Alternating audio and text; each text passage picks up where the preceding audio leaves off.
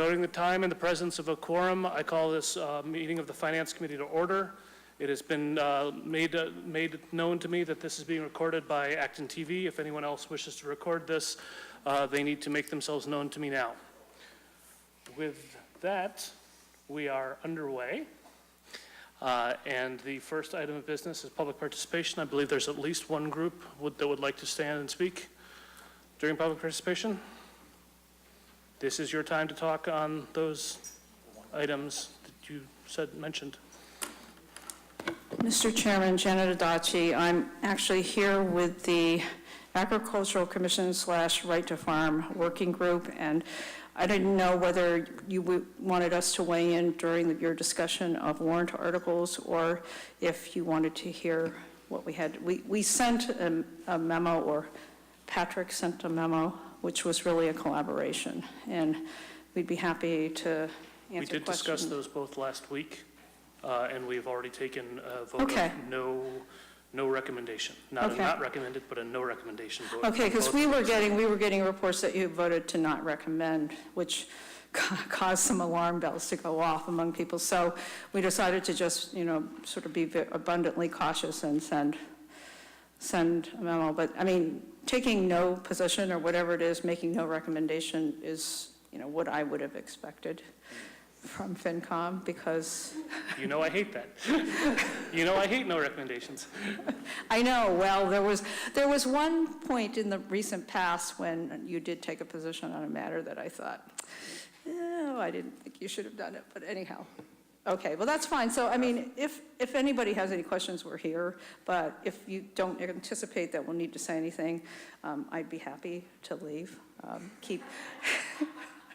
Keep my open evening open, more or less. But I'm not sensing any desire from the committee to change the no recommendation vote. I don't believe we're going to be discussing these articles again. Great. Okay. I think everything is laid out in the memo that we sent. So thank you very much. Thank you. Is there anyone else who would care to speak during public participation? Very good. We will move on to our third week of warrant articles discussions. And I believe, if I'm remembering properly, we left off with, well, actually, we're going to go back and pick up a couple that we deferred on last time to try and stay in as close order as we possibly can. Let's pick up with the disposition of real property, 348 to 364 Main Street, which at the time, last week, was Article 13, but we'll see if they've changed, because I know 2 articles were removed. I think they were removed later on in the list. So let me scroll through this nice and quickly and get to 13. Make sure it hasn't changed. It's 11 now? It's still 13? Great. Very good. Thank you. Oh, yeah. Right. Just because we're having warrant article discussion, we should probably go straight to the presentation from CPC. That is correct. Thank you for correcting me, Roland. Okay. Would the representatives from the CPC please go ahead and make their presentation? We actually don't have a presentation. We're here to answer your questions. And because I understand there was a vote taken before, which caused some concern on the part of some members, but I do have 3 other people from the committee, Walter Foster, Bill Aylesbury, and Peter Barry, really to answer any questions you might have on any of the projects. Thank you. So we did pick up this article last week, and we voted to recommend each of the subsections with the exception of subsections I and J. I being the Mill Place condominiums, bell tower preservation, and the J being the Asa Parlin house. Right, and we have concern. I'd like to hear what your reasoning was behind those 2. Because I want to emphasize to the Finance Committee, we spent a lot of time wrestling with those. And for you to take a vote without the benefit of what we did was quite honestly concerning to us. So I'd like to hear from you as to what your reasoning was behind both of those. So then we can answer questions.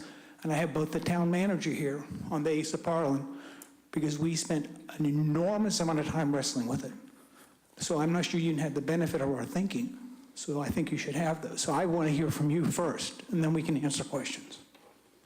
Sure, I'll comment on that, right. So, and the committee can correct me if I'm wrong, but we felt that the mill place was, and I understand that, and I do agree that you did spend a lot of time on those two, but one, that it is a private ownership of a private building, that the condominium association there that owns that building did not put enough in their condo fees to maintain the building the way that it should be. Based on what? Based on that, they came to the CPC and said, we want this money to restore the bell tower. My point being is, if you talk to Bill Aylesbury, he spent hours going through the financials. I had a meeting, I had a meeting with them, so we did go over some of that. So I'm just trying to understand where you were coming from. I understand that, but from our viewpoint is, they have a building to maintain, right? Yep, And it's their responsibility to maintain the building. They live there. understood. And at this point, it looks like they weren't spending enough money, putting enough into reserves to take care of unexpected consequences and things that are going to need maintenance going forward, i.e. the bell tower. So, and Fred can speak to that too, which I would appreciate. And on the ASAP Parlin houses, a lot of us felt that there is no clear objective as to what's going to become of that building and what is the purpose of. I understand the town's ownership and everything else behind that, but that there is no clear plan as to what is going to be done with it. We're going to take these pieces off, we're going to secure the building, and then what happens after that? And it seems like to us, as a committee, that you're spending money to do that work, and the town still doesn't have a clear vision of what they really want to do with it. And there's been studies done in the past, there's been money put to it, and it's still in the same deplorable condition that it's been, and with the past things, nothing happened. And we're afraid that you give money to it, they do some things, and then 15 years later, they're going to come back, well, we didn't do anything with it because nobody had a clear idea what they want to do with the building, and we don't know what we really want to do with it, but we need more money to stabilize it again. That's kind of the thoughts behind that. Okay, two things. Let me at least address the mill place. Yes, it's private, but our thought process on that, where there have been other private projects that took substantially more money, i.e. Exchange and, excuse me, the art gallery, okay.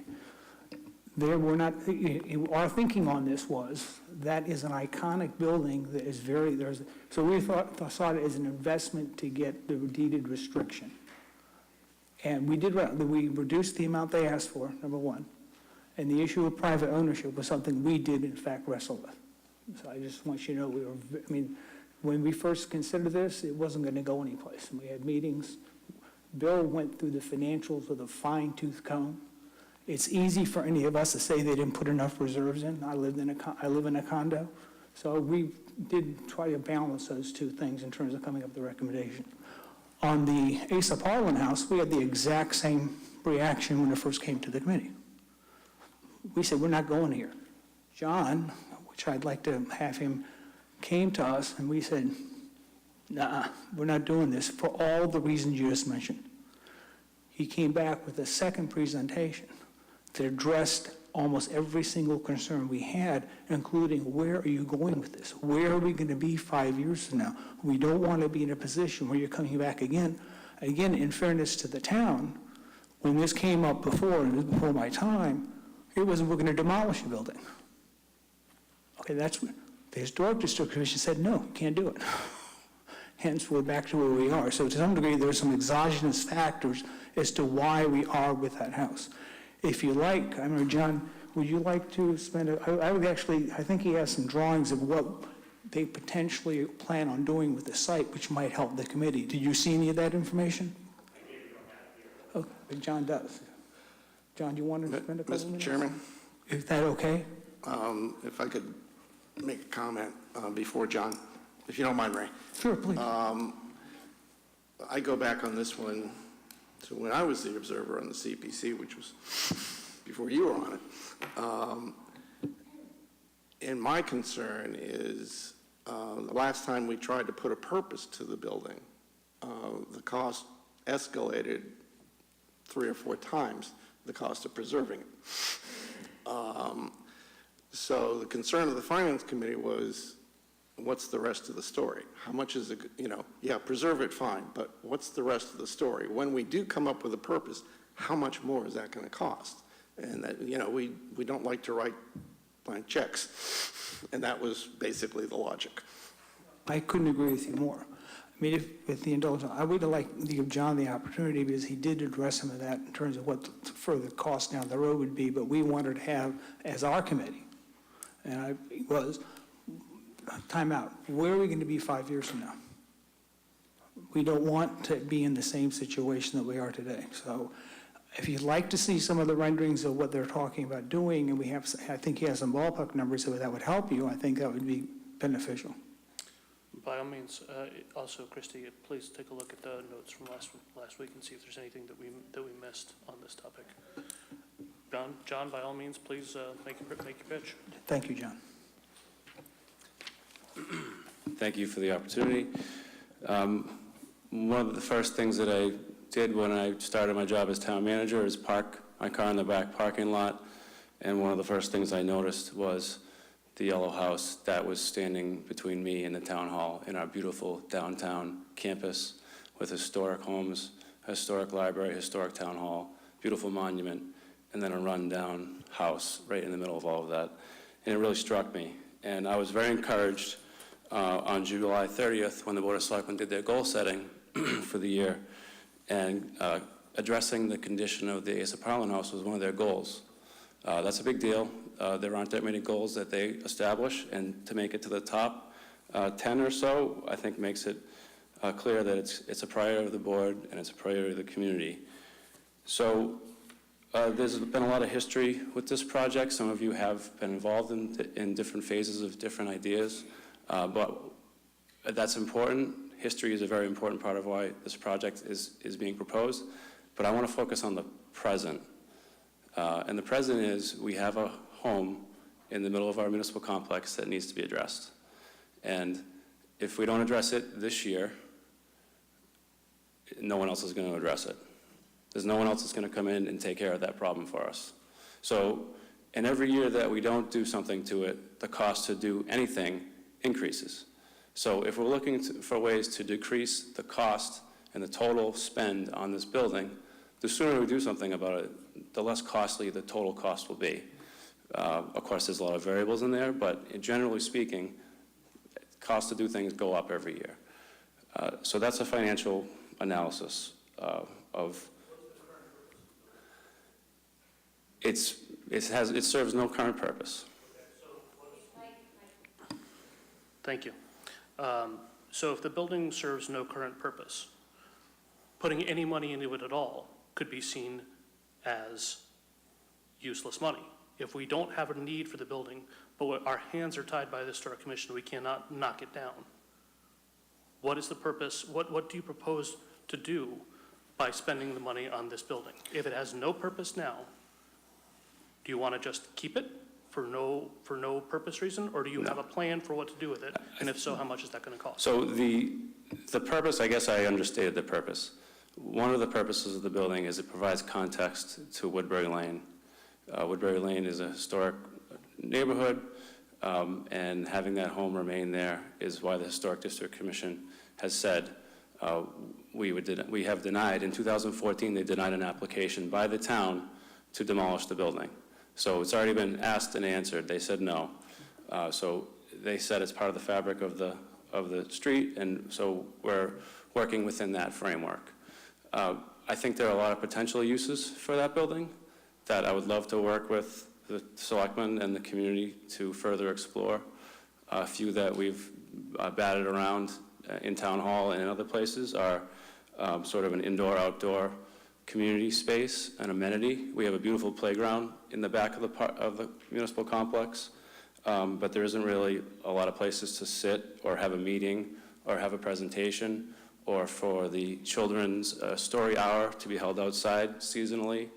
There isn't a room like that for sort of an art gallery or a maker's space. The library has been doing a lot of thinking about their future, and one of their thoughts is more space and better ways to use their space. And I see that as a great opportunity.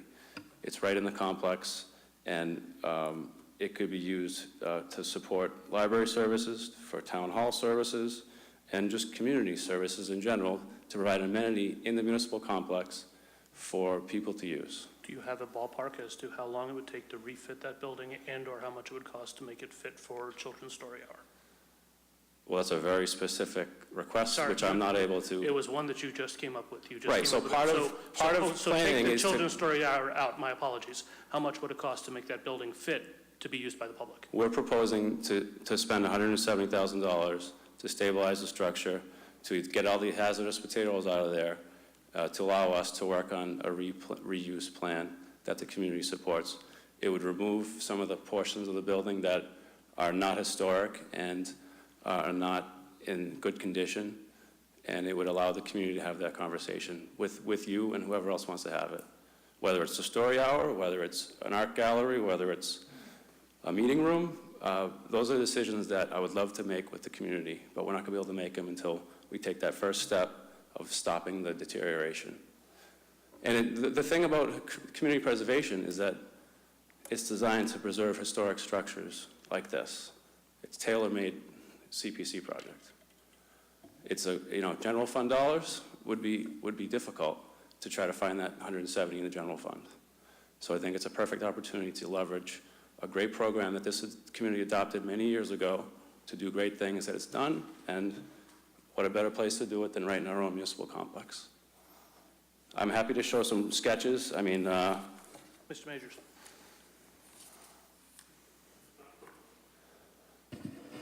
On the surface, we would tend to agree with you. When it comes to historic properties, you just can't create them. I mean, we have to appreciate what's here, we have to appreciate our history, our heritage, and it's, once it's gone, it's gone. We can't create it. I think our concern is with a lot of historic properties in Acton, they sit there on Main Street or whatever historic district, and people drive by, they still, oh, it's a historic, but what is it? What is the history? Are they, they're not really accessible. They're hardly ever open. And we see this as the same situation where Historic Commission has no resources to, have an interpreter in there, for example, to explaining, why this is significant, telling about the life of Asa Parlin, or why this is a historic, telling the story of Acton.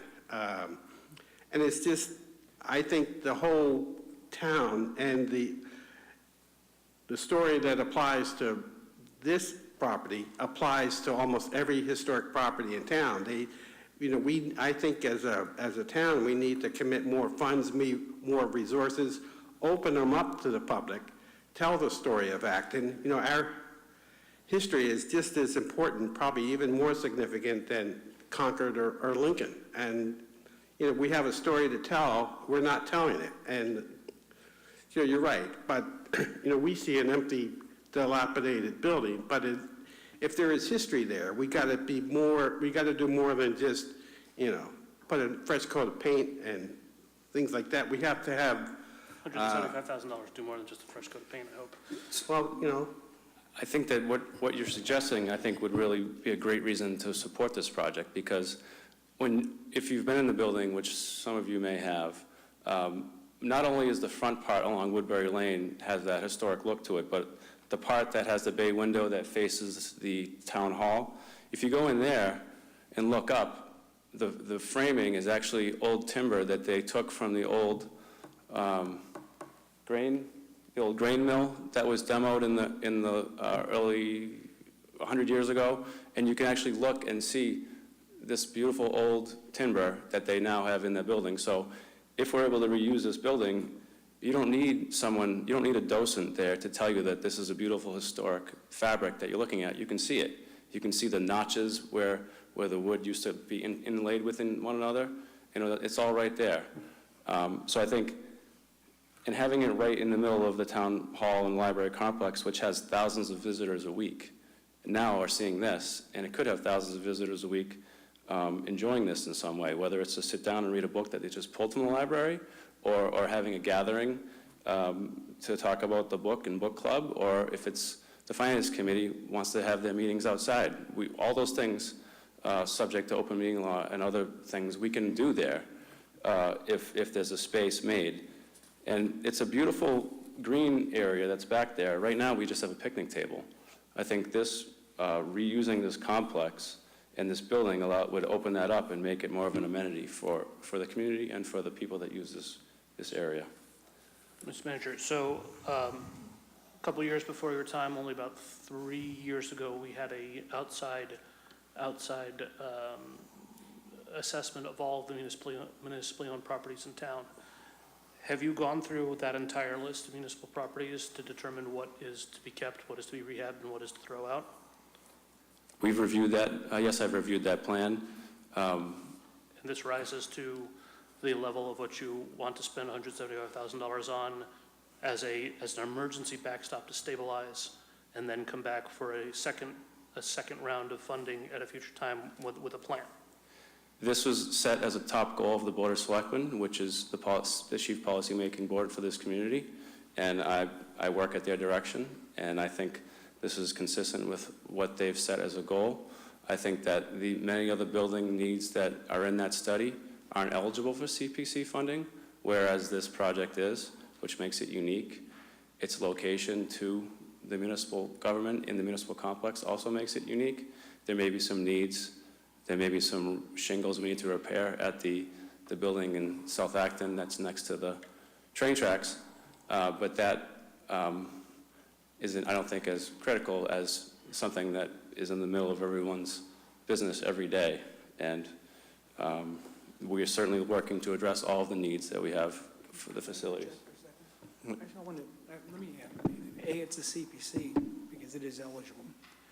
Mike's making a very good point. I think on the Community Preservation Committee, we've been focused on the funding we did for the Hosmer House last year was exactly the type of thing he's talking about. Personally, it's make it accessible. Why is it important? Make it accessible to the public. This project, I'd like to see it move on. If we don't do anything, it's going to crumble and we're not going to have any choices. By not making a decision or making an investment, we're making a decision. It's at the center of the campus. And it's a golden opportunity actually to highlight it and make the whole campus better. And if you look at some of these plans, I think there's two things. We want to follow up as a committee too. So this is not, okay, you got some funding. We really put John through the ringer the first time he came in. We said, we're not doing this. Dean, who's on the committee, we had all the history, the same things. In fact, the charter we gave him before he came back, we asked him, have you talked to the Historic District Commission? We don't even want to talk to you if you're going to go off, get the money, and then we'll find out a year from now the Historic District Commission said, no, you can't, because they were talking in this plan about demolishing certain parts of the building. So our thought process was the same thing. At least get them in line as to we know what we're going to do.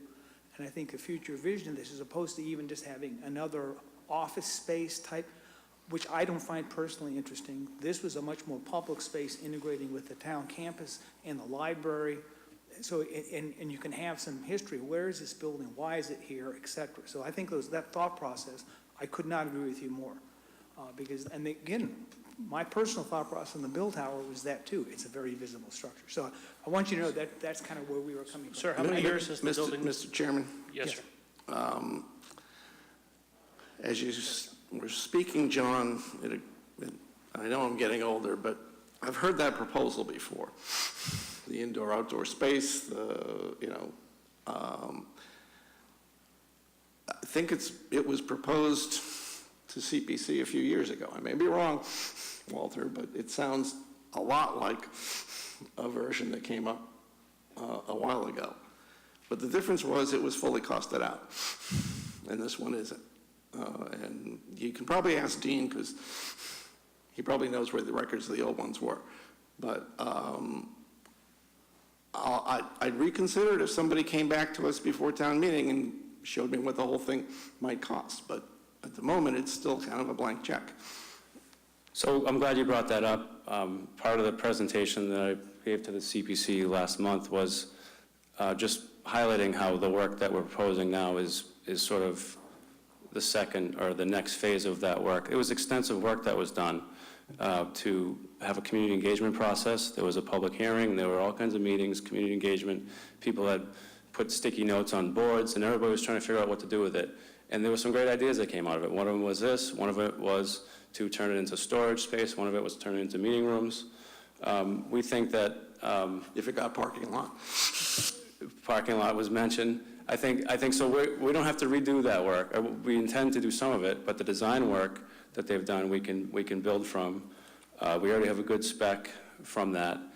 And to cost out the full cost of the project, I think, would be taking it a step further, because we need to know what exactly the community wants. We don't want to cost out a art gallery space when the community wants an indoor swimming pool. I mean, we need to figure out what the community wants before we cost it out. This strikes me as sounding very similar to the type of urgency that was brought to us about the Kennedy property. We have to get this property now, we have to do something about this before the opportunity is lost. Let's go ahead and secure the money now. In that case, it was to buy it. In this case, it's to do basic, emergency backstopping. And then, as a second phase, we will put our heads together and come up with a plan for it. I, for one, am not a huge fan of what is being proposed on the Kennedy property, and therefore I am less likely to be thrilled at the concept of let's spend money now and pray that we'll do the best we can with it later. So I'm very concerned about that. Now, I see Mr. Berry's been standing. Would you like to speak? The thing about, with historic preservation projects, you have to stabilize the structure first to figure out what you're working with. And I think we can come up with a number, and I think you'd be upset if it wasn't enough. How many years has this building lay fallow? How many years has it had? No I've only been here purpose? for 7 months, and since I've gotten here, I've been working on this, and I think it's important. And I'm asking to you consider help the community clean this building up, whether it's general fund dollars or CPC fund dollars. There has to be an expense on this property, and if it's not to rehab it, it's to continue to demolish it. And demolishing it is going to require asbestos abatement and other abatement, which we could have to do as a baseline no matter what happens. It's not a safe situation. It's an attractive nuisance. We're concerned about risk mitigation as a finance committee and as a community. I think that this property presents risks that we'd like to try to address by stabilizing it. And I think the resource that's been presented through the CPC's recommendation I'm very excited about, and I'm looking forward to see what town meeting thinks, and I would hope and I would request that the Finance Committee consider supporting it as well. Did we take no recommendation on this, or did we not recommend it? We did not recommend it. So I kind of feel... Wait, did we take no recommendation, or did we not recommend? Not recommend. Oh, not recommend. Right, yes. I'm sorry, I got confused with the earlier. Yes, we are not recommending this, that's correct. So I do feel that it's not quite apples to oranges with the Kennedy property. I understand, our position that Fair you enough. need to know what it is before we jump in. We do already own this space. It is right on our campus. It is something that, as you said, the town seems to have prioritized in the past. It's a priority for the Board of Selectmen. I feel like I have more information than I had last time. I'm less likely to not recommend this at this point. I don't know who brought up the original motion, but Thinking Steve.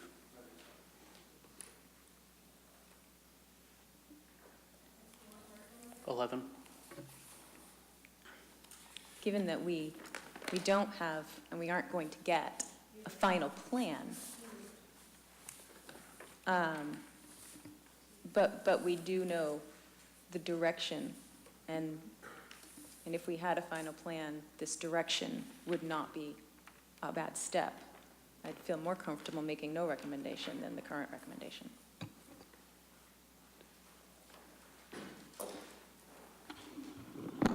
I've been taking notes, so I have only been paying attention with half an ear. I believe that you said that the part of the cost in this would be spent for dealing with some of the hazardous materials in the property. So I presume that's money that would need to be spent in the future. No matter what happens. Yeah. Do you know how much of this budget that is? It's approximately $50,000. Okay, thank you. Well, Yeah, then there's some reporting costs that go along with that, but approximately 50,000. When the chairman of the CPC mentioned my presentation, I do have some drawings. I didn't print out as many as the people here, but I can show them up or walk them around if you think that would be helpful. Sure.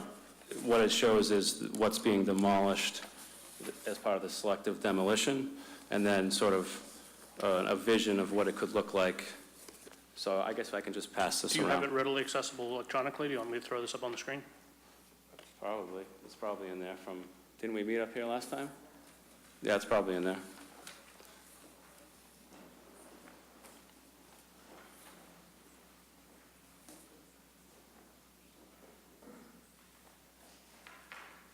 Well, Jason's looking for that. My overall opinion is I'd like to see something happen to this building and do something with it. Just having it deteriorate is not a good policy of the town. Not a good policy for any of us to deal with it, but if we change it from not recommended to recommendation, I can live with that for right now.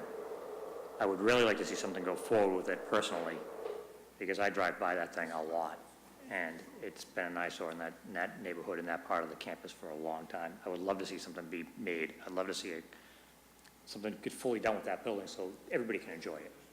Heck, we can have our meetings, and I'd be happy with that too. But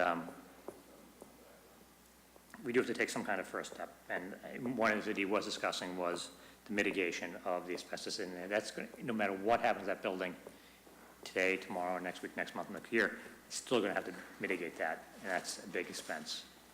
So what you're really looking at is $125,000 after they mitigate the asbestos in there, and other whatever non-other hazardous material could be lying beneath.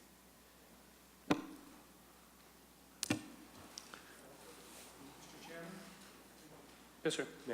Walter Foster, I'm a member of the committee. If the committee would indulge, I just had two thoughts to share. First, generally about the historical category and some past, but specifically about these two projects. So I was on the Board of Selectmen when we adopted the CPC, and have had the privilege to serve on CPC from its inception. In each of the categories, of course, we have to spend 10% each and every year. Historical fundings for projects has been historically lower than our other categories. With open space, we've spent and put aside a very large amount, which to me is very reflective of the town meeting and its sentiment. In this year, we have a number of historical projects. For each and every historical project that we've ever done, the main goal is preserving the history. In many of those cases, the buildings are not town-owned buildings, and we never get inside of them. So I live in West Acton, and one of the joys is watching 4 of these iconic buildings in West Acton. The West Acton Baptist Church, the church that is now occupied by Theater 3, have all been beneficiaries of CPC funding, as well as the library and the building across the street from the library, which was an old firehouse. All of those have preserved the character of that village, and that's the value for both the Asa Parlin and, if anything, for the Mill Place building, which is an iconic building in Acton. It's right now not included in the historic district, so that entire building could come down, as there's no preservation that that building will ever remain in this community. When we fund this, they will, of course, adopt a historical preservation restriction on the building for the life of the building. So, like many of us in this building, has a wonderful dual use, wonderful public. We've done in fact, the ceiling in this room, the ceiling outside of this room, the windows in this room have all been CPC, and it's a great use of those funds. But I would posit that both of these projects fall squarely within all of the type of historical projects that we've had, whether they're publicly owned or nonprofit owned or owned by the town. They go to the community value. So the ones that have been private, the committee has taken great pains to do its scrubbing down, where we have, I think, some very, very good voices that, to me, would readily sit here on Finance Committee and go through the numbers on each and every one of the projects. And both of these projects meet those criteria. So the ones that we have done before that most people are aware of is the Grange building, the Powers Gallery, which is one of the first lottery houses under the Harvard lottery that is kind of the founding of this town, and the Acton Women's Club. Those were all kind of privately owned. The Theater 3 building is privately owned. In some of those, we got great public uses, but in others of them, we do not. So Powers Gallery is commercial. You can go inside. They were all leveraged. These projects are very much leveraged in terms of what their cost is vis-a-vis the CPC. So I wanted to share that with the FinCom, and I would respectfully ask that you reconsider at least your not to recommend vote. Having been part of this, I think the town meeting listens very closely to what the FinCom does. This will be the first year that FinCom will pull out projects from CPC, the very first year. We've worked very, very hard in all of the committees in concert with the Board of Selectmen, who of course is represented with the new town manager, to scrub these projects. We wanted to share with you what we thought the thought process that a town meeting voter would go through, and I would respectfully ask that at the very least you convert your votes from a not recommend to no recommendation. Thank you, as Ms. Russell mentioned. So I wanted to, at least if you're not willing to go so far. On the Asa Parlin House, what I will share is that you've heard the dialogue that we've gone through. We do believe that the value in preserving that building fits squarely within the CPC. It helps out the town budget where these monies are both available, and it is a typically underfunded category, so we are able to do it. And that will allow this space. This has been a very problematic building, and Steve and I have worked on committees together, and with many of you, Roland served on this committee. Peter Berry was on the committee when many of the prior ones came through, so there's an important dialogue to be had. But I would recognize the voice of the new town manager and our Board of Selectmen that has prioritized this.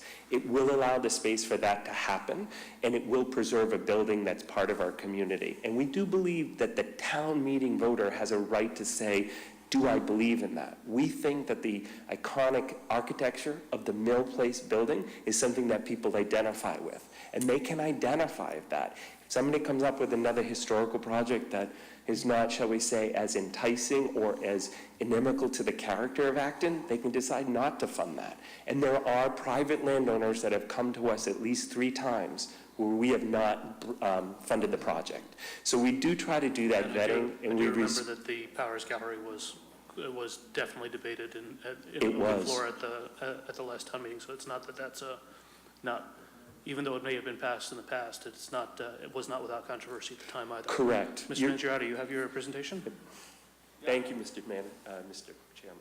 I can fly through the whole thing, or I can just go to the good part. Go to the good part. All right. First, who was Asa Parlin? He was, hold on, that's in here. Asa Parlin was the son of the caretaker of the Woodlawn Cemetery. And their family, or his family, purchased the house at some point in the late 1800s. And then he has a house named after him.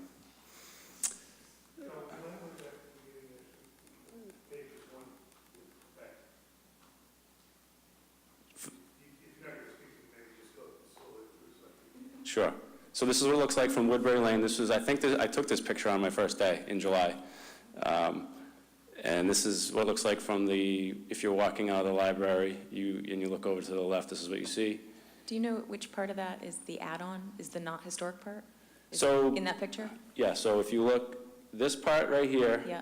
was added. This is a lean-to, but the structure behind it was added. Actually, this part is not original either. Okay. But I'm not recommending that we take that down because it's 2-story and it would be a significant expense to remove that, and I wouldn't want to do that until we know that it's really necessary, and I don't believe it is. So prevent further deterioration.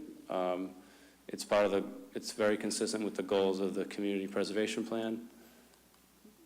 This is sort of the history. So the history, if you look at the diagram, when it was first built, this is facing Woodbury. It looked like this, and then they filled in behind it, and then they, oh wait, I have that wrong. This is Woodbury. So it looked like this, and then they added to it, and then they added to the back, and then they added this bay window that faces Town Hall, and other things. These are general estimates that we're using for this cost estimate. The abatement, as I mentioned, is 50, project planning and design, and then repairs and selective demo. We're going to use some of our in-house resources for some of the site work to reduce some of the cost of the demolition. And the Historic Commission and the Historic District Commission voted to support this project. I'm meeting with them in a few minutes to continue our conversation about it. The Board of Selectmen have it set as goal number 7 on their goals for this year. 1999, there was a study on the conditions that was shortly after the town acquired it. 2011 town meeting authorized $100,000 for what Mr. Noon mentioned. I think at that point, the town spent about $30,000 of that to do the study, and then the rest ended up going back. And then there was an additional study work done. And then in August of 2014, after the board declared the property surplus because there wasn't a need, demonstrated need to use it, a application for demolition was denied by the HDC. This is just some of the examples of the deterioration. This is, you can see daylight there. Animals are getting in after the water broke through for them, and it's just going to get worse. This is the back. This is, if you look on the right, that's the framing I was talking about. Those beautiful timbers were brought in from that old mill, and they're in that entire room, which I think give it a cool look and a real interesting feel, with the historic fabric in there. And that's a fireplace. So this is the scope, and we're proposing to do less demolition that was proposed in 2010. It's for safety and security. People voted to support it. So the highlighted black is what is proposed to be removed. It's kind of a tough image to see the rest of it, but as you can see, we're proposing to take down different portions of the back. And when we're done, it would look like this. So it would look like that. And this is that kind of community engagement process that they held a few years ago. Option 1, they wanted to do a meeting room in there. Option 2 was to make it into storage, and then option 3 was to just have it be an artifact. And ultimately, they recommended what we're doing, which is to stabilize the structure, remove the old additions. The cost that you see there is much more than we're proposing now, and that's because the demolition that we're proposing is less than what they had proposed at that time. Next steps. Finish the design work necessary, which isn't much, get an abatement contract to do the demo, and then engage the community, meet with the library, meet with other community groups that frequent this complex and identify a great thing that we can do with that space. This is a sample concept of, you can't really see this. But this is a way that we could, so the thing about this is just a sketch that Tom Tidman did on the back of a napkin. But the thing that's good about this plan that I think the HTC will support is that the facade remains identical. We're not changing the way it looks from Woodbury. And we're creating a space for the public that's part of the municipal complex. And if you look, it's hard to see there, but what we're proposing to do is right now, that's just a parking lot and then it's grass. We're proposing to add some screening here to make it feel like a place. So it's almost like an outside little area that you can be that feels separate, that it doesn't feel like you're just in a grass next to a parking lot. So that's sort of the vision of what it could be, one vision. And what we hope that you support taking the first step, which is the stabilization and the abatement, so that we can continue in the process. Mr. Chairman, if you'll take a motion, I will move that we change our recommendation from not recommended to no recommendation on, I think it's I and J. It has been moved and seconded. Any further conversation that anyone would like to have? Mr. Berry, would you like to speak? I see you're standing again. I don't need to speak now. I can Okay. wait.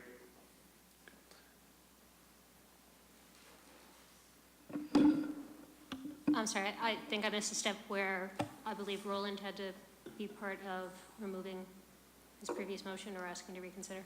It's a new motion, I believe. Oh, it's a new motion, so we don't need to, okay, thank you. Any other conversation on this?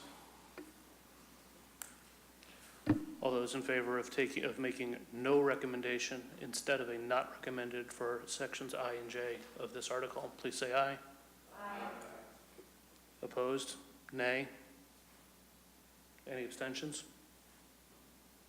Everybody voted? Okay.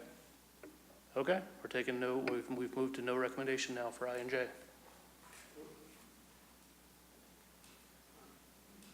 Yes, Mr. Barber? I thought he made a motion relative to that, which is J. He said I and J. Said I and J?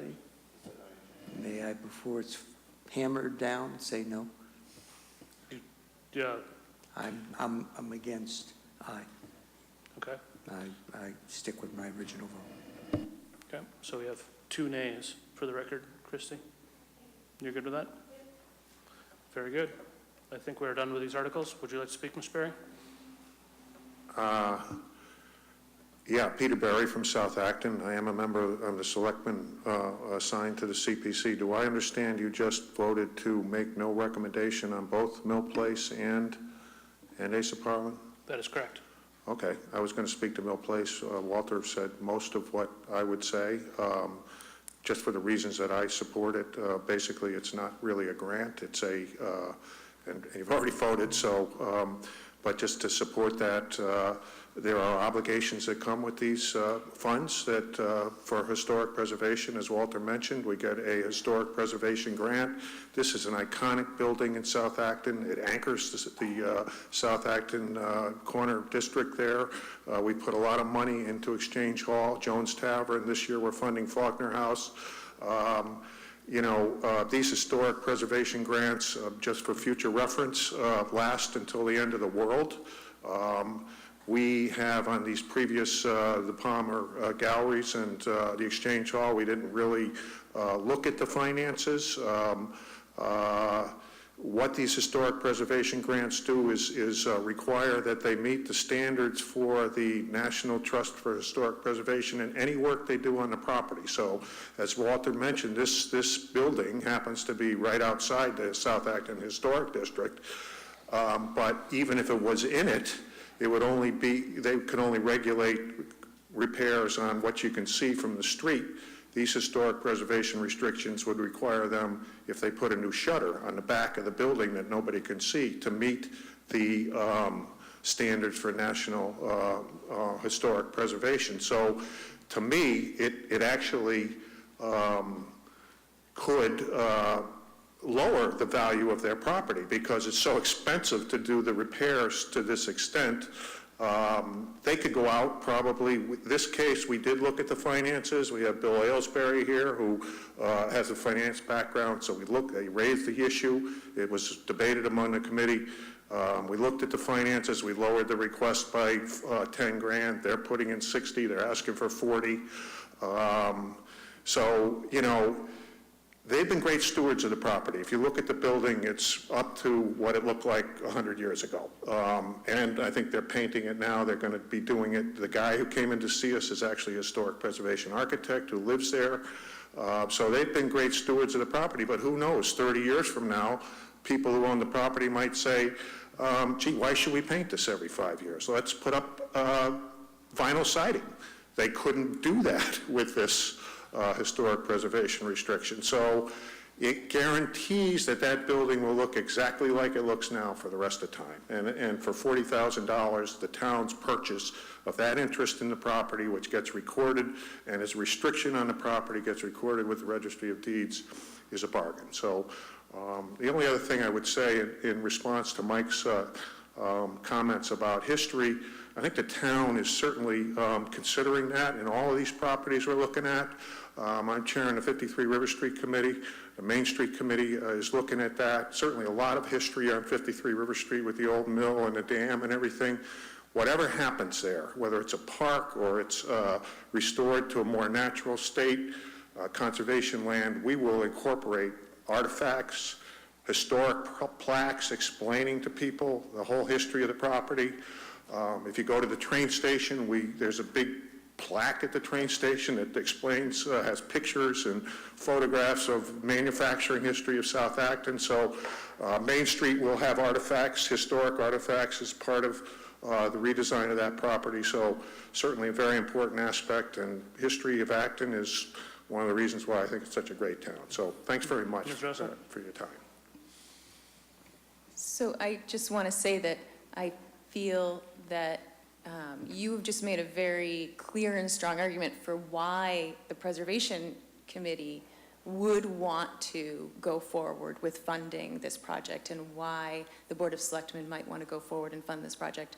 But I don't necessarily think it translates to the Finance Committee needing to weigh in on your decision to go through with that, and the Finance Committee's position on whether or not a building be made historic or not and put under the purview of historic or not. It may not be necessary for us to have an opinion about that sort of move, if that makes sense. Yeah, no, I accept the vote that you make no recommendation. I think that's appropriate. That's Roland? fine. I don't know if John can answer this, or Walter. Is there a deed restriction on the Asa Parlin House now that the town has? And if not, will there be one? It is in the historic district, so. No, I understand it's in the historic district, I got that part, but is there a deed restriction that the town has? Yes, on the that town property? properties that we've had to town hall, it's my understanding, yeah, that we put historic deed restrictions on them, yeah. Hey, Peter. Peter Barry. I have one quick question for you. Sorry. Article 12, 53 River Street, we had a little bit of discussion about this last week, and just while you're here, if you don't mind, just a quick question, if we could move from the CPC articles, if that would be all right. I guess the question was, the way we read this article is just limiting the town's functionality or ability to use this property. And I understand probably what the intention of this was, but it certainly, from our discussion, sounds like, okay, it's general municipal use, we want to restrict it to open space, historic, et cetera, which would be more in the purview of CPC. Can you expand a little bit on that? Because this is obviously a parcel owned by the town of Acton, and there's some discussion about whether CPC would use funds to reimburse the town for this particular plot of land. The reason why we proposed that article was to ensure that legally it was eligible for the grant that the committee is seeking from the CPC, which is for historic preservation or open space. So in order to ensure that if the town meeting approves the grant for the CPC funding, that the property is legally eligible to receive that money, we felt we had to restrict it to purposes that are eligible for CPC funding. We had a long debate about whether housing, which was originally in the town meeting article, went as a possibility when it was explained for the original purchase. We had no support in town really from any of even the housing advocates, the Housing Authority, the ACHC, Minuteman ARC. None of them thought that it was an appropriate site for housing, so that's why we didn't include that in there. The other possibility would be maybe town meeting at some point in the future would decide to do something else with the property, sell it to a private developer. But the legal reason why we felt we had to limit those restrictions was to ensure that we were eligible for the CPC funding. Is that detailed? I'm sorry, I got a little bit off track there, but no, that's the basic question was, yeah. Yeah, no, that's actually where I was going with it. The payback to the payback. I don't think this has any effect at all on the legal ability of the town to go to the CPC and request that they reimburse the purchase price from the town. In fact, it probably would support it because it now limits it to just purposes that the CPC can fund. So, that's obviously a political process, but legally, I don't think it affects that at all. Yeah, if memory serves, we voted against this article for the rationale that it doesn't say that, it just simply limits the town's use of the property, which we didn't like. Okay, yeah, I mean, I understand that. But will the article be explained at town meeting as sort of a precursor to the CPC grant? I think I probably, as the chair of the 53 River Street, I think I probably have this article assigned to me. So, yeah. And, if you think it's appropriate to explain that it wouldn't affect the ability of the town to request that the CPC reimburse the town for the purchase price, I can work with you on that. Yeah, I mean, our discussion revolved around just limiting the town's use, and that's why we voted against this article. And if the idea is to set the groundwork for the town to be reimbursed by CPC and then proceed with historic or whatever else, I mean, I would be supportive of that. Just the article written as it is doesn't say anything about that. No. I think we had, early on, we had an opinion from council that it was possible legally for the CPC to reimburse the town for the purchase price. Anything else? No, thank you. Okay. At this point, we will continue to go through the list of articles, picking up on things that we had deferred on in the past. We'll start now with number 13, disposition of real property, 348 to 364 Main Street. Mike, to your discovery.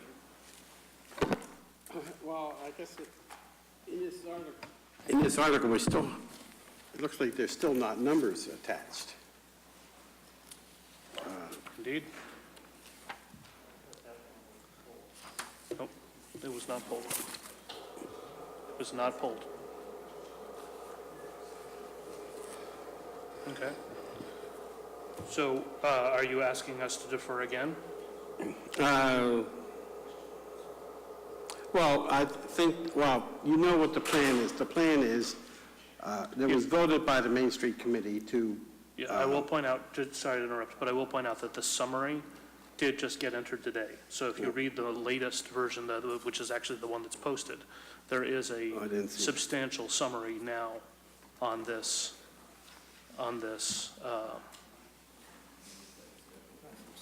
article. Yeah, he sent it this afternoon. At 5:30.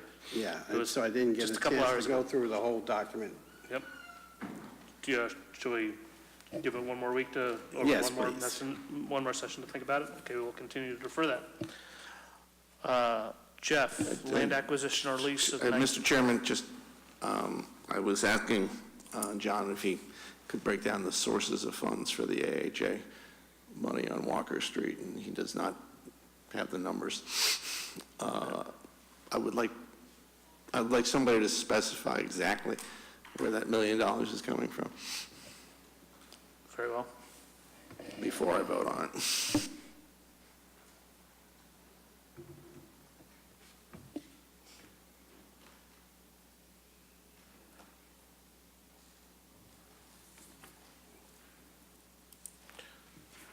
Let's see, unfortunately, Peter has left, so I don't know who, let's see, it should say at the bottom who this was assigned to do the 14. It's assigned to Katie. So I will follow up with Ms. Green. Okay, Article 14, land acquisition or lease 19 and 21 Maple Street. Mr. Chairman, I have gotten no further information. I would ask Brian if there's been any progress on negotiations. Brian? I know he... Maple Street. Maple Street. What would you like to know, Jeff? There was deferred because you were in the midst of negotiating with the owner. Has there been any change? They're currently in negotiations. I think they're meeting on Thursday morning as well, so I have no So further update. I move we just Maple Street. defer, continue to defer. Don't move, just ask Or me to whatever. defer it. Just we defer. Okay. Are we, Mr. Chairman, if we have more usually we meet the night of town meeting. Yes, we do. Just for a few minutes. Is it your intention, if we have a lot of 2BDs, to meet earlier and have a more robust meeting? We have already reserved the room, and it is my expectation that we're going to be back here on the 26th of March for a full meeting to get through as many of these as we possibly can. And while it is traditional and right and good to meet an hour before town meeting, just in case there's anything left, I'm hoping that that is a pro forma meeting with nothing major to have to go through at that time. It usually starts at 7, but we'll see. Understood. Okay, so we're skipping over this one again. Mr. Chairman, Yes. sorry, before you go on to the next article, could I ask that we reopen voting for Article 12, even though it's went to the printers, or is that just too little too late? We already voted on 12? We did. We voted last week to not recommend, and that's what it's in the printed version, but this is what Peter Barry was just discussing, and, I was the one who initially made the motion, and I wanted to reconsider that. I'm sympathetic to that concept, but did you want to give him some time to actually put verbiage into the article? Yeah, it wasn't a big move. It was from not recommend to no recommendation, so maybe if this is what's going to people's houses at this point, they're going to see not recommend. Did you want to speak to see if Peter will actually change the verbiage of this article? Yeah, I in mean, time for the next- this is a slip. It sounded like it was incomplete. I mean, to be honest with you, the way it was worded, I feel like we voted on the article as it was worded, and we're fine with that. But as it stands, I mean, I try to factor in a little bit of their intentions, and I get the feeling that he's open to, so remember, just because it's printed in the article, just because it's printed in the warrant, that is not what we vote on. We vote on the warrant, on the article as read at the floor. So if you think there's any chance that he's going to change their verbiage, or if you're going to lobby them to change their verbiage, I would say we should hold off until any such change is made before we move forward. But if you wish to make a motion, you are, as always, allowed to make a motion. yeah, I think you're right. Mr. Chairman, David, in the not too distant future, people will be putting their presentations together. Maybe about the time we meet next. Peter's presentation on the article should be available, or at least in draft form. I'm kind of with you. I'd be happy to reconsider if that's what we're actually going to ask of town meeting, as opposed to the words that were put in the warrant, which weren't at all clear. Thank you. Okay, the next article that we have not yet discussed and debated is number 27, amend general bylaws, chapter N, demolition delay. Mr. Majors, I believe this was assigned to you as well. Which one is this? Number 27, amend general bylaws, chapter N, demolition delay.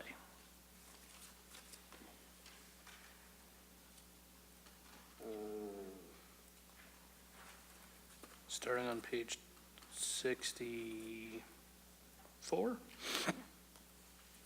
64 of the most recent, of the now released. Well, I'd like to defer this one more week. Talk to people. Okay.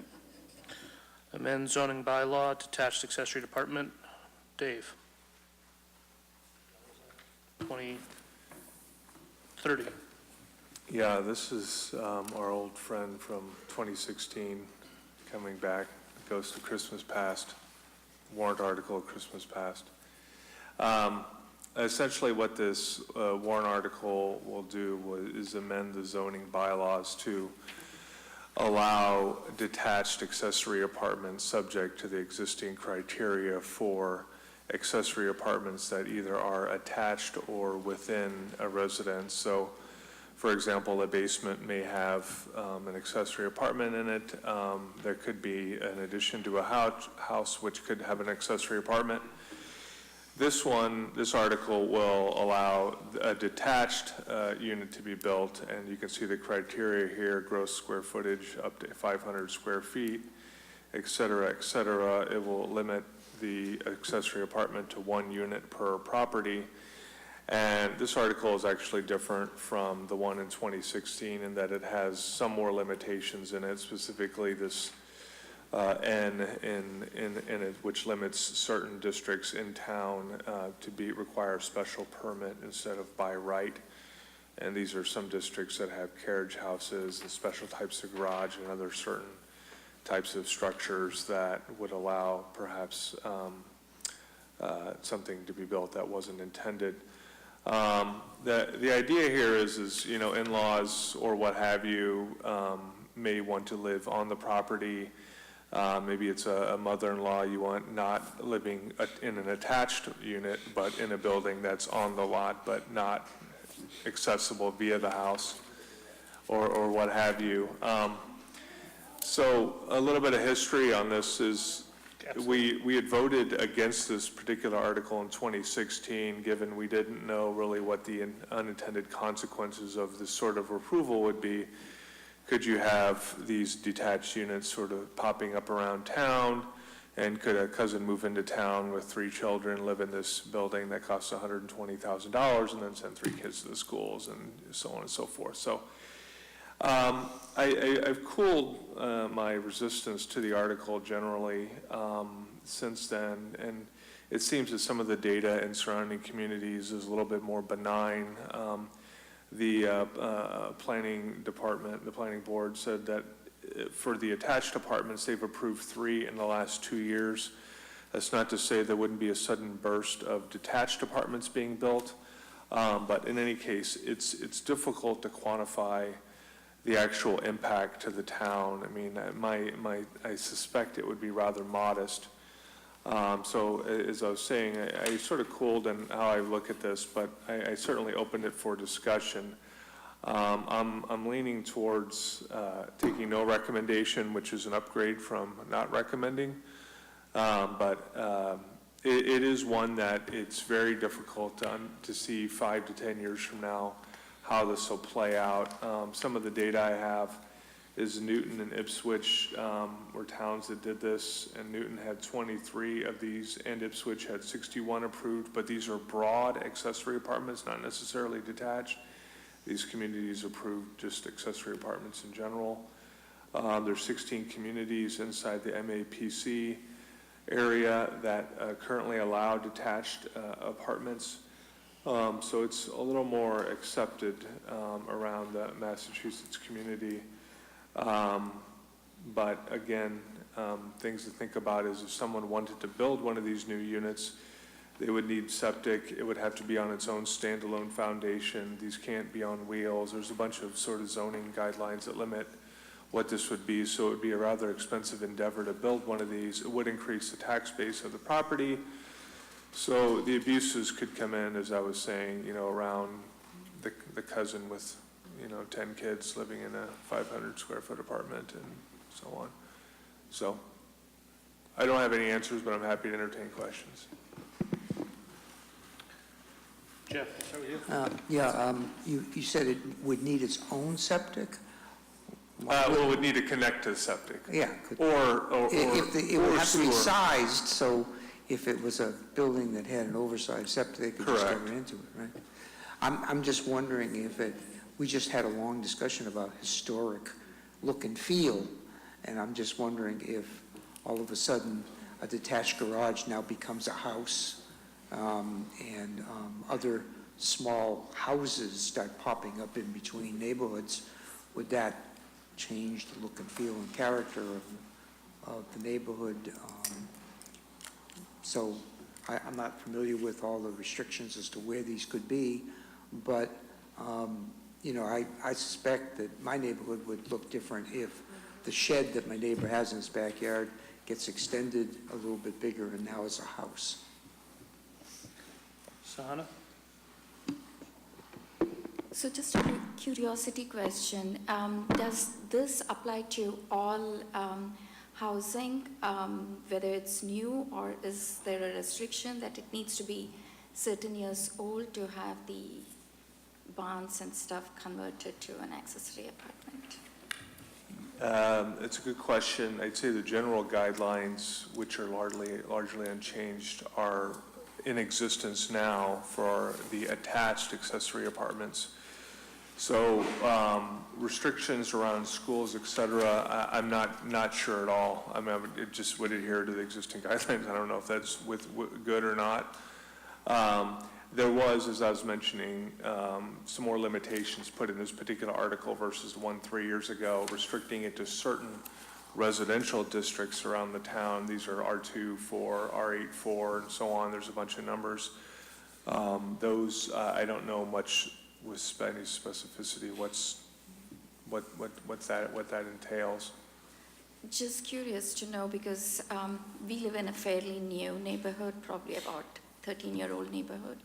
So there is a little barn that went, not a barn, a little shed, you know, a neighbor put in a little shed to keep all the other stuff. So now I'm just curious to know, can that shed or a garage be converted to an accessory apartment in that particular neighborhood?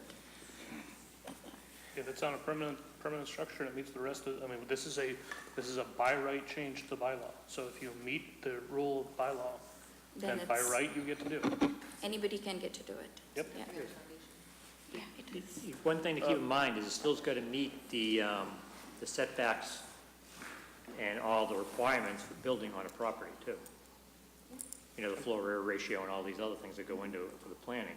So it can't meet that, it can't be done. That's, you know.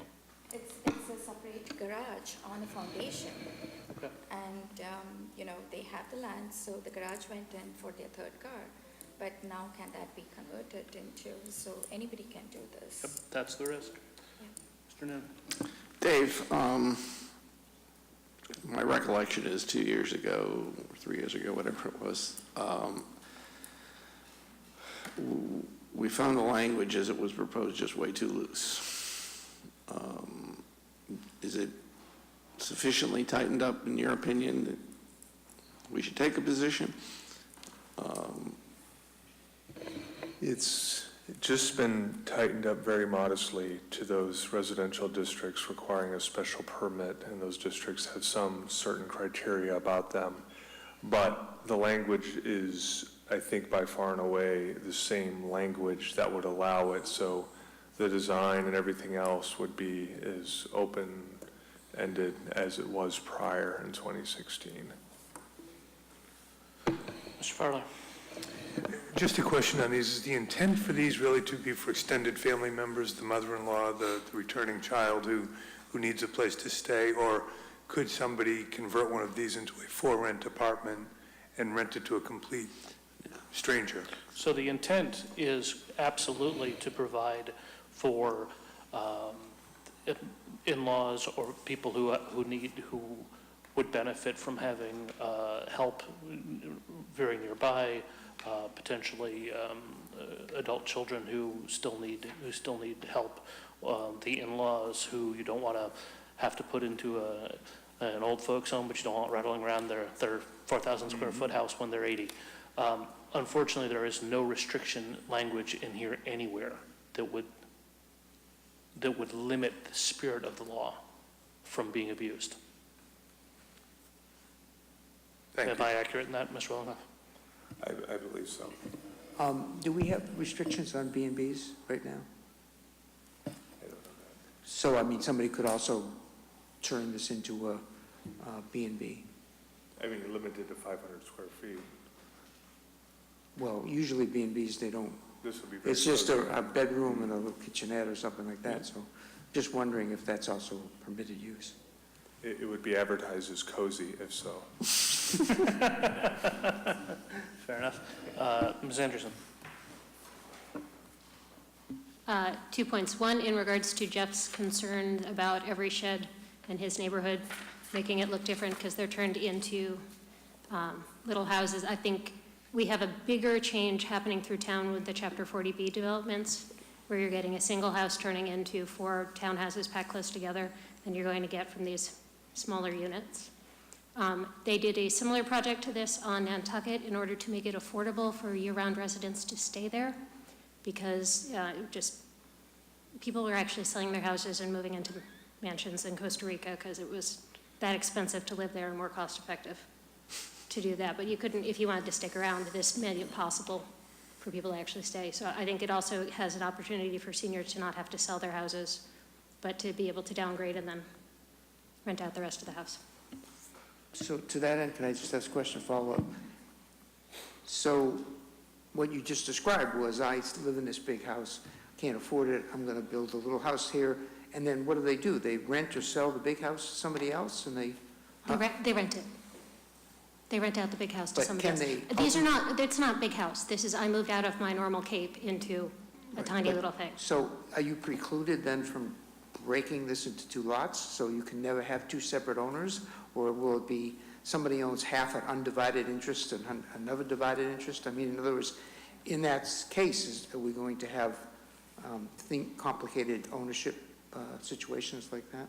Well, Or I is it? think it would still be owned by the single entity, because we're not allowing for the breaking up of lots. So there may But be, this is, so a trust might be created, and then people own shares in the trust that of the 2 properties on the lot, something like that? somebody's going to own it, and how they choose to, which building they choose to live in, and what they choose to do with the other building is their ownership right.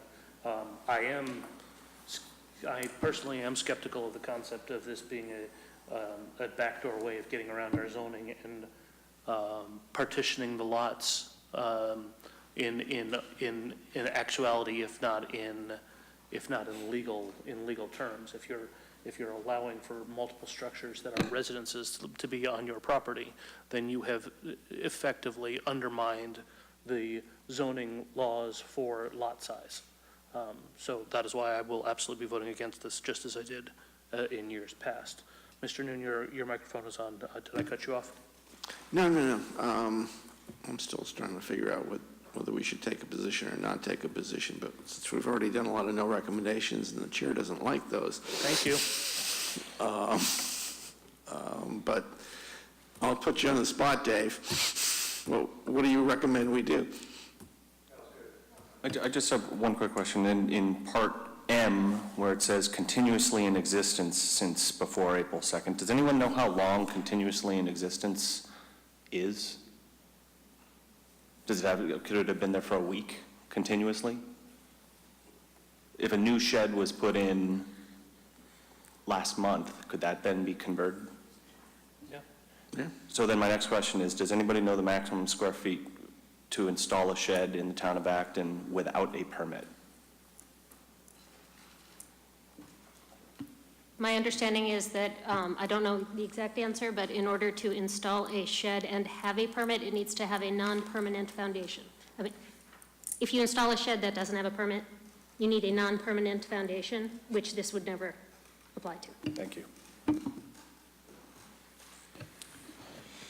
Yeah, so I think this entire discussion is exactly, it just illustrates a lot of the questions surrounding this particular article, and there's a lot of uncertainty. I voted against this 3 years ago, and as I mentioned, I've cooled a little bit, mainly because I think it's easy to look at these worst-case scenarios, but a lot of these other communities, I think the impact has been a little more benign, which was, I am not in support of recommending this. I'm more in the no recommendation camp, but I'm absolutely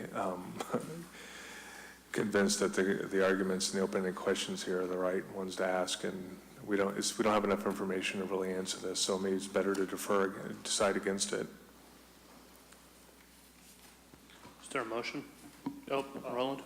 I motion that we not recommend. I mean, this is almost like the 3rd time or the 4th time I'm bringing this forward, and every time it's been shot down. It can be seen right out here on Newtown Road, where they built a separate house on the property. It was called an accessory apartment at the time. I was on planning board. It didn't go through us, went through zoning board, or went through some other, or was approved by the planning department at the time, actually, without the input of the planning board. And then it went, the town, I don't know what happened, they had to go to ZBA. It was a big mess. And then they had to then they made them attach it to the house. It's totally out of character for that part of the street anyway, but beside the point. So I'm on the fence. I'm on that we should not recommend this. There is a motion on the floor. Is there a second? Second. Mr. Noonan, would you like to speak before we take a vote? Yeah. Been here before. Would anybody else like to speak to this before we take a vote on this topic? Okay. The motion is to not recommend this article. All in favor of not recommending the article, please say aye. Aye. Opposed? Nay. I've got 3 opposed, if I'm hearing properly. Do you need to see hands? Okay, let's start from the beginning. Let's start from the beginning to be. You just need to see the nays again. Okay. All those opposed, say nay, raise your hand. I've got 3. And any abstentions? My count on that is 6-3-0, so this is not recommended.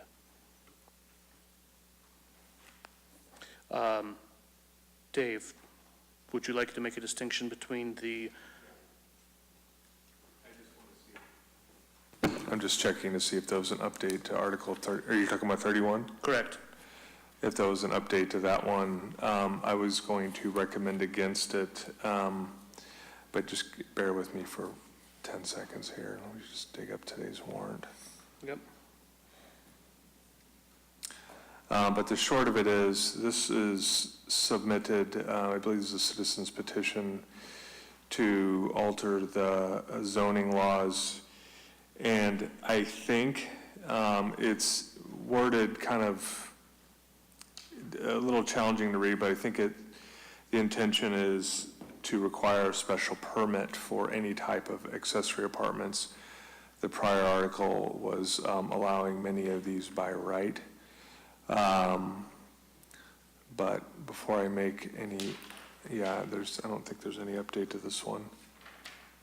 There was an indentation put in here, so somebody looked at it. It does have a difference in square footage. It goes from 500 to 2,000.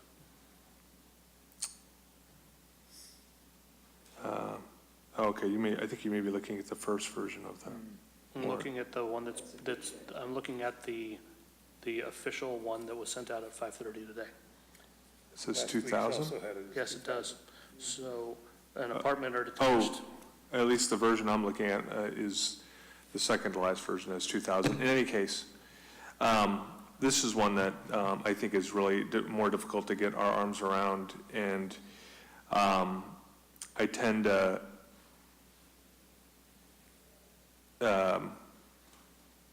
I make a motion that we do not recommend this article. Anyone care to discuss this article separately from the previous conversation? We'll move on to a vote. All those in favor of not recommending this article, please say aye. Aye. Opposed? And abstentions? That one is unanimous.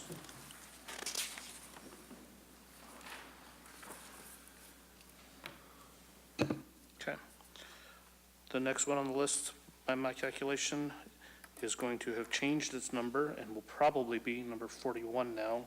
Amend zoning map 16 Knox Trail and 585 Main Street. I believe this is probably 41 at this time. Going to verify. Thank you. Said the voice to my left. Mr. Noon, this is yours to speak to. Yes, it's at some point under some number, this was mine. The quick summary of this is that these 2 parcels have been acquired by the Acton Water District, and this article merely zones them in conformance with other parcels that are owned by the Acton Water District.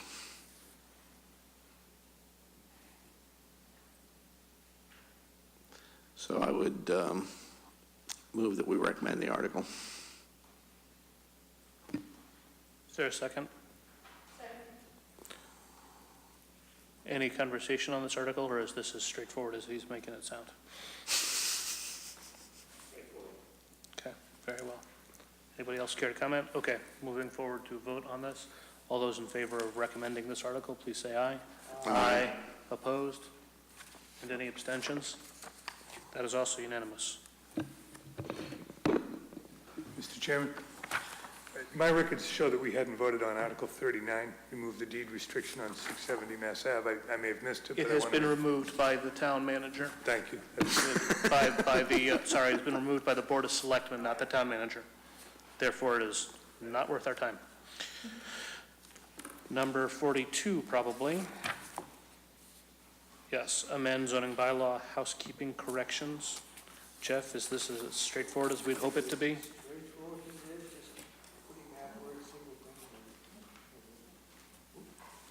It's as straightforward as it seems. They just didn't have the right wording. No impact at Nomenclature. all? No impact at all? Absolutely not. What's your motion? I move that we recommend this article. Is there a second? Second. Number 42, amend zoning bylaw, housekeeping corrections. The motion is to recommend. Anyone want to discuss this one? All those in favor, please say aye. Aye. Any opposed, say nay. Any abstentions? That is also unanimously recommended. Finish my notes here. Number 43, I believe, is going to end up being accept street, Braybrook Road. Make sure this hasn't changed. Yes. Number 43, accept street, Braybrook Road. Tom, this is to you. No, Tom. This is a request for the town to accept the land that they need in order to extend Braybrook Road as part of the Ellsworth Village Senior Residence. The developer has constructed the extension of Braybrook Road according to the plan and rules and regulations of the board. The engineering department's inspected it to ensure that it's compliant. Streets like this are typically built and donated to the town at no cost, although the town does assume the future maintenance costs. But in any event, this road, this extension is now ready and ready for acceptance. And I would move that we recommend this article. It has been moved and seconded. Anybody care to comment on this? Okay, we will move forward to a vote. All those in favor of the recommendation of this article, please say aye. Aye. Opposed, say nay. And any abstentions? That is also unanimously recommended.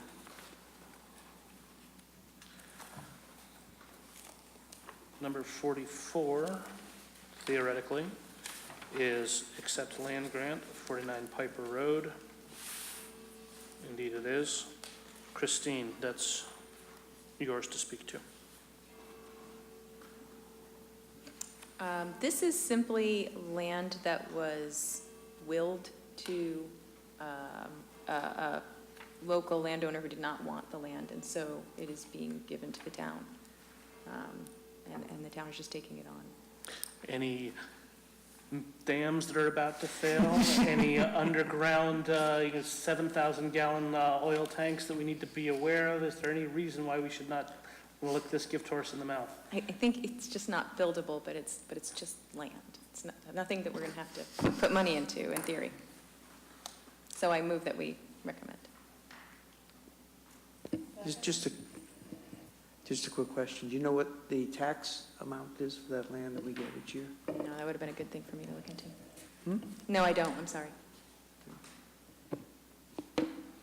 Because we are losing that. So I just wondered whether it was $500, $1,000, or whatever the... I can tell you it's assessed as undeveloped land, so I know it's relatively low, the tax implication. I like that it connects to already existing conservation land, actually. But it's just me. Okay. This has been moved and seconded. Anyone else care to speak to this article? We will move on to a vote. All those in favor, please say aye. Aye. Opposed, say nay. And any abstentions? Again, unanimous recommendation. 46 has been removed, or shall I say relocate trail easement Goggins Brook has been removed. So what I believe will be number 45 will be authorize selectmen to accept easements. Al, welcome to the committee. Trial by fire. Tell us what you know. There's very little to this. In talking with Mark Hall about this, this was put in by at the suggestion of the new town manager. It's very similar to what was in, where was he from, Andover? From Andover. Basically just authorizing the Board of Selectmen the ability to accept easements. From what I can tell, there's really nothing financial about it. So what is your motion? I would move to recommend. Second. Anyone care to discuss this? If there's no financial implication, do we need to have any opinion on it? I like to take opinions. I'm a very opinionated guy.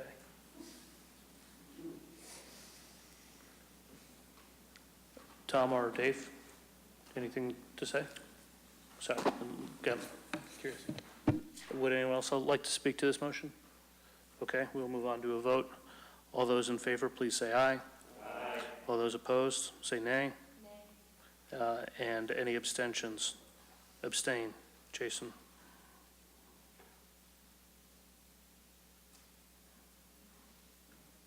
Okay. Number 46, Highway Reimbursement Program, Chapter 90. Let's see if this number is correct. Oop, got an issue here. Nope, good, yes. Article 46, Highway Reimbursement Program, Chapter 90. Steve, I believe this is to you. Yes, so this is essentially a timing issue. The state provides funds under Chapter 90 for highway reimbursement costs. However, that won't be known until the state passes its budget in July. Chapter 90 requires the town to appropriate the money. Therefore, this article merely gives the town manager an appropriation to work with. He cannot spend money that's not appropriated.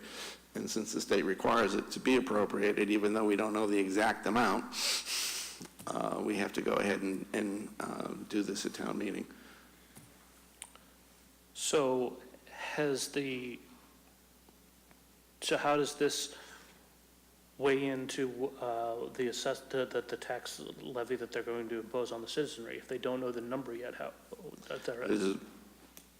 This is state aid, basically.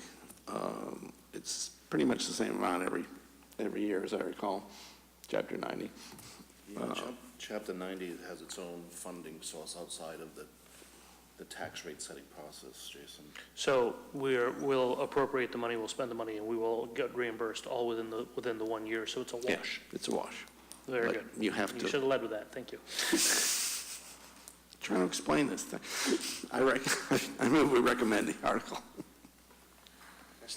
Okay, Mike has seconded it. Anyone care to speak to this article? Okay, very well. We'll move on to a vote. All those in favor of recommending this article, please say aye. Aye. Opposed, say nay. Any abstentions? It is unanimous. Number 47, I believe, should be insurance proceeds. Steve, this is to you again. Okay, once again, the issue is the town manager cannot spend money that's not appropriated. And we do not have a line item in our revenue for insurance proceeds. So should there be a settlement that gives us money during the year, this article empowers the town manager to spend the money. Your question on the last one is better suited to this one, Jason. I would merely say that this probably winds up being turnbacks. Okay. Money coming in we didn't plan on. Okay. So once again, I move we recommend the article. Second. Mr. Farley. I do have a question. Steve, the motion authorizes the town manager to accept the proceeds. In the summary, it authorizes him to expend, which are two different things. Well, I guess he can't spend it unless he accepts it, but. But he could accept it, and then it would be a turn back if he didn't expend it. The town manager has the power to settle insurance claims. I guess that's a good question. Why do we have to give him the specific authority to accept? He already has it. It's more a question of if he accepts it, can he spend it? Yeah, it's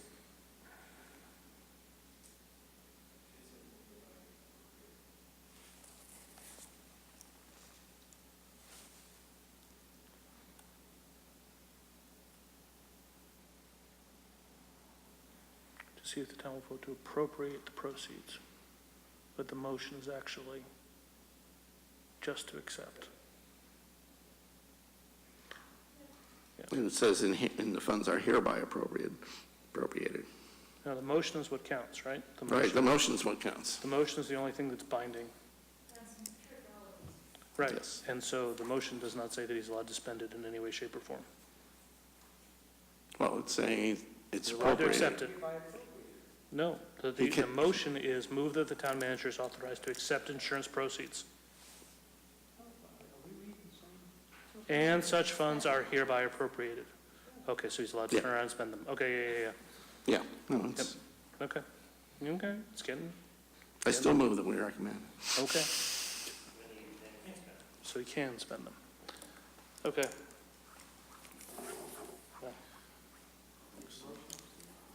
He did I make a did motion. twice. And I believe it has already been seconded.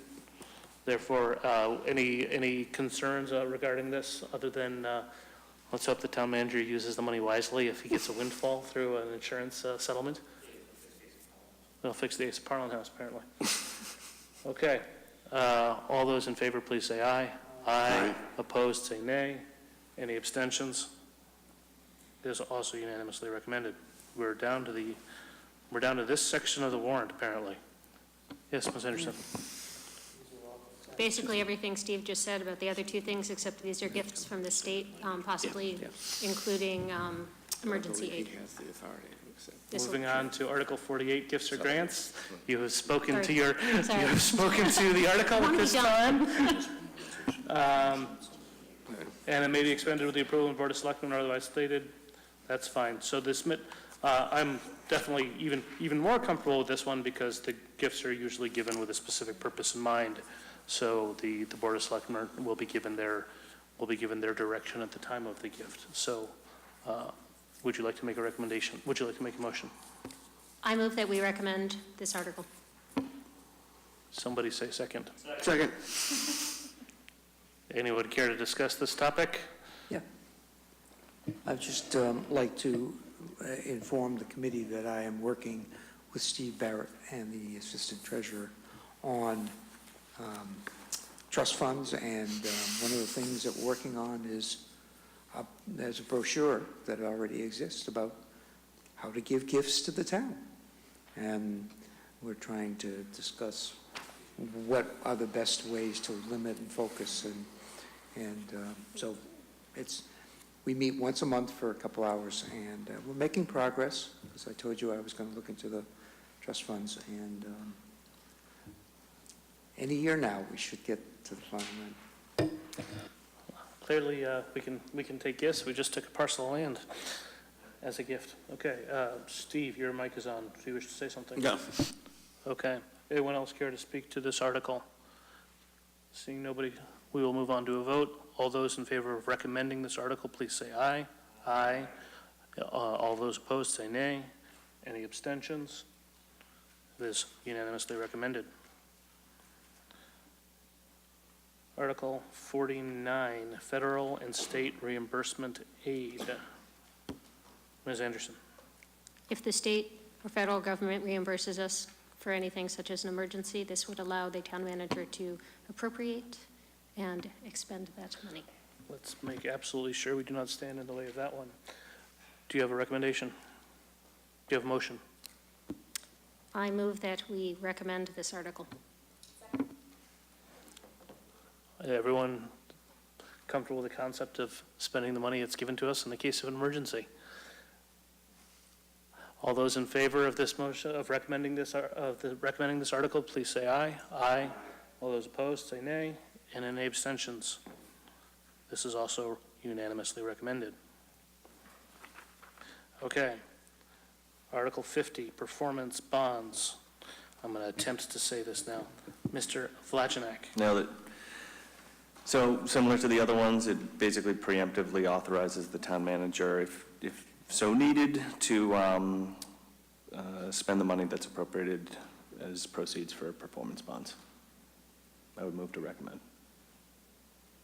Second.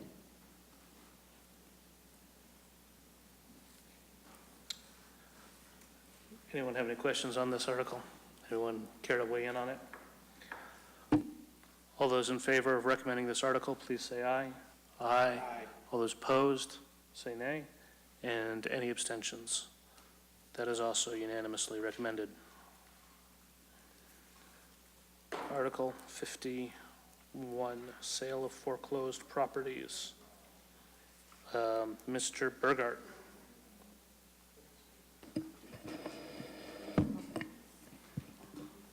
This means they have to be at the very end of town meeting to give our opinion, because this is the last article?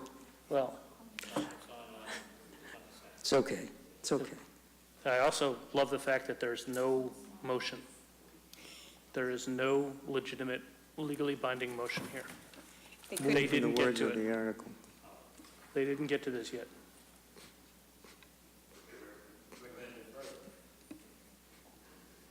I would love to see what the actual article is, but I suspect I know where we're going to go on this.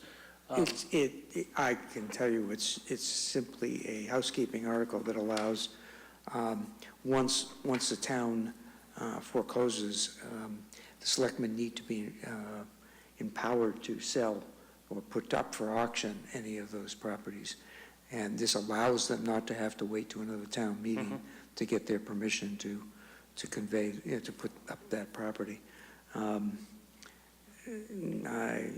Sorry they don't have the words in there, but in the absence of those words, we could take this up either next week or at town meeting before, Or you could make a motion in the spirit of. Yeah, all right. I move that we recommend this article, subject to words that are moved on town meeting floor which support the summary of this article. I'm working with last week's warrant. I didn't print out the current one, but the motion says to move in the words of the article. Are they basically saying they'll be the same? Yeah. Yeah. They just didn't type it in. Second.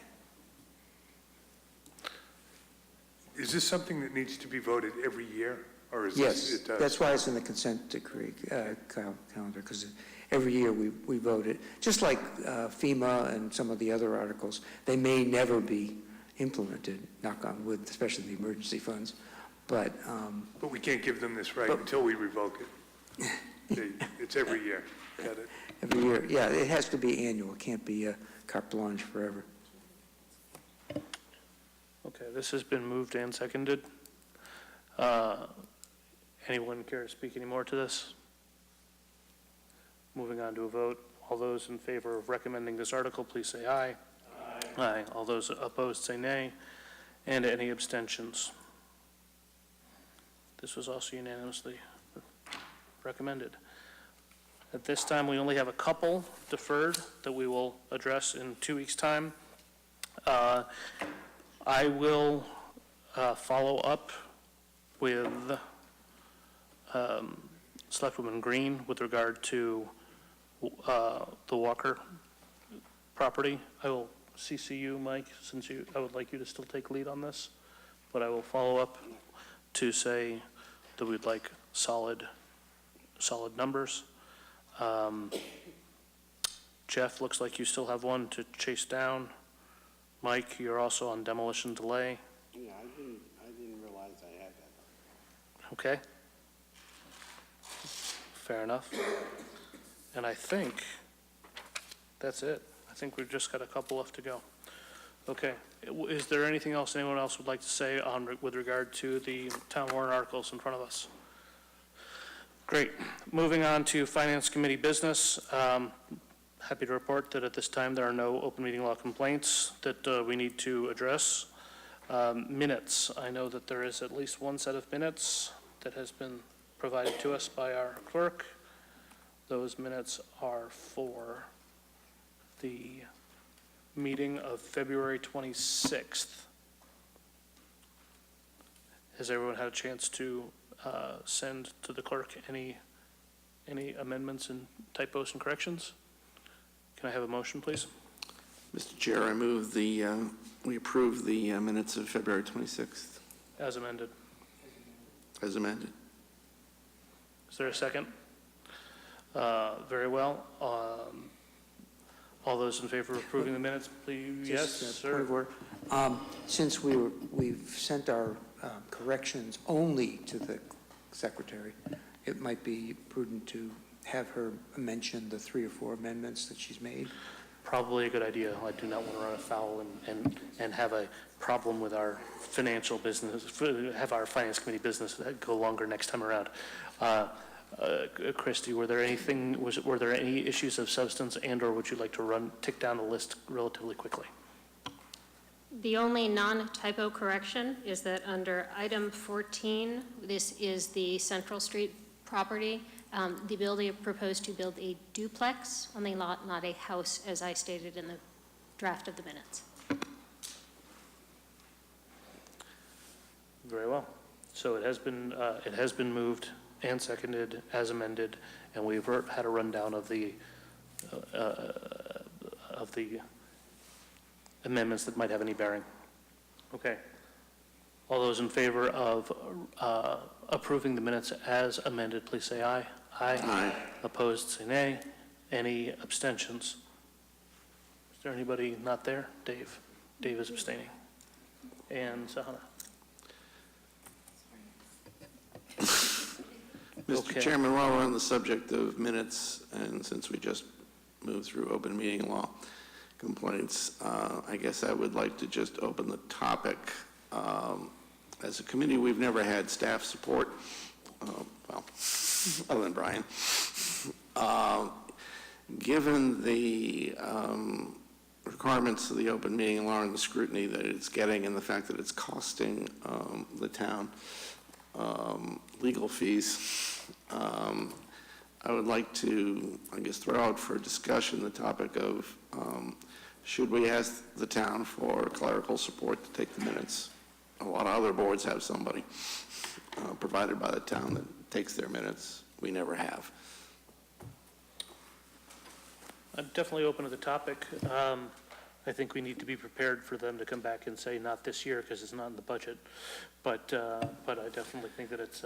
In the past, we've had a budget of $25,000 that we never ever spent, which is why it went away. But We have a budget it would of more than $500. it would probably more than cover overtime for somebody. Fair enough. Well, when we have a budget currently of $500. I floated this with the town manager, and he is open to He's open to it. discussing it further. Great. If it is the will of the committee, I will make a formal request of the town manager to provide such support. I don't think I need a motion for that. I think I just need a general consensus that this is something that you would like me to do. Very well. Mr. Chairman, I would say anybody that hasn't been clerk would support this. Anybody that has been clerk would never do it again. I second that thought, Mr. Chairman. Feeling I would add that, as Christie noted tonight, and I noted in my multiple terms, that you don't get a chance to focus on a lot of the discussion and participate as much as you'd like while you're busy trying to keep up, and it's not really fair to members often to be that distracted, so. Yep. I definitely think we should investigate it. We're still going to have a clerk. I believe we have to, and that clerk would definitely still be responsible in the event that our clerical support were not able to join us on a given meeting. They are still the ones who would be responsible for signing their name to it. and submitting it on behalf of the committee. But having professional support to take the notes would free up the clerk to be a more active participant in the meeting. And therefore, I'm absolutely all for it. And doubly thankful that I never ended up having to be clerk. Okay, I will make that request to the town manager and report back.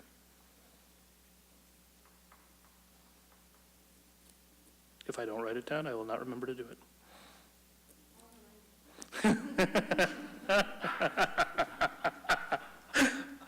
Well played, well played. Okay, at this time, I would like to move on to liaison reports. I did change the name of this from committee reports to liaison reports because I did not want to have any confusion. Let's start on that side of the table. Mr. Wellinghoff, how are things going with the sewer commission? We haven't met since our last meeting. Tom? Al? Christie? There was the Mass DOT 25% forum. I was not able to attend and have not reviewed it. I will have information at the next meeting. Thank you. Roland? Oh. The committee is offering walkthroughs of their little stations around the room here on tomorrow in the evening, and from 1 to 3 12 to 2 during the day, if anyone wants to stop by, and 1 to 3, if anyone wants to stop by during the day or in the evening to see what the different aspects of the project are. Roland? I have nothing. Mike? Just something quick. The Main Street Committee, which was their mission, they saw as complete. The committee was dissolved by the Board of Selectmen, is now undissolved. We have to reconvene to address OML issues. Thank you very much. Okay, very well. Thank you. Jeff? Christine? The school committee met, but there weren't any financially significant decisions made at that meeting. I did go before the committee, and on behalf of our committee, asked them to start thinking about a stabilization fund policy. Sahana? Steve? Well, it wasn't a subcommittee or a liaison, but Sahana got three of us to attend the Civics Bee on Saturday, which was a very, very fun event. And when she puts the arm on the rest of you next year, you should definitely do it. I was able to go until there was snow date, or redid it. It was good? It was a civics bee, and it kind of tests your knowledge about government. Not necessarily town government, but federal, state, et cetera. And there was a town question in there too, as well. And I thought it was very well. It was a great event. Thank you, Sahana. Great. It's just, we should acknowledge there are some very bright students in Acton-Boxborough Regional School System. Excellent. Always good to hear that. There were, believe it or not, there were no committee meetings that I attended last week. So we will move on to the point of view outreach. I know that at least one of them is occurring tomorrow night. Sahana, what do we have on the docket? I think we had one last night. Dave and, who was there, Mike?